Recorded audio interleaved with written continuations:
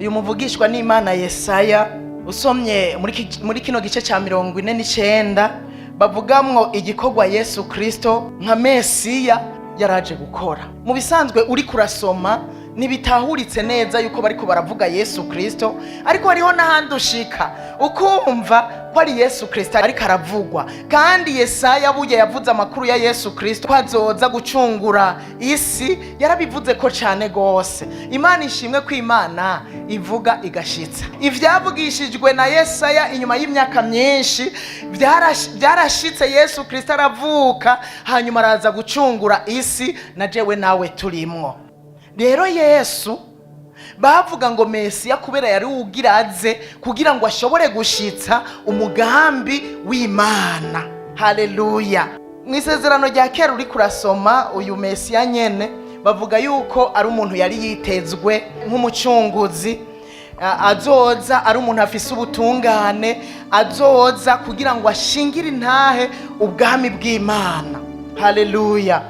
Kandi nico gikorwa ni nayo message Kristo Yesu yajazanye. Usomye muri Mariko niho vyanditse neza rimwe umurongo wa 14 n'uwa 15 niho vyanditse neza. Mu gihe Yohana yaramaze gushigwa mu ibohero, Yesu yatanguye kuvuga ubutumwa bwiza, arababwira ngo igihe kirashitse, ubwami bw'Imana buri hafi, mwihane mwemere ubutumwa bwiza. Ubutumwa bwiza na n'uyu munsi buracyari valable. Nibwo tuvuga kuri twebwe abakijijwe uyu Mesiya ariwe Yesu Kristo numukiza yaje gucungura ubugingo bwacu, kubukura mu mahonero, ariko kandi kudukura k'umuvumo w'ivyaha. Ndasabye tumukomera amashi, yarakoze.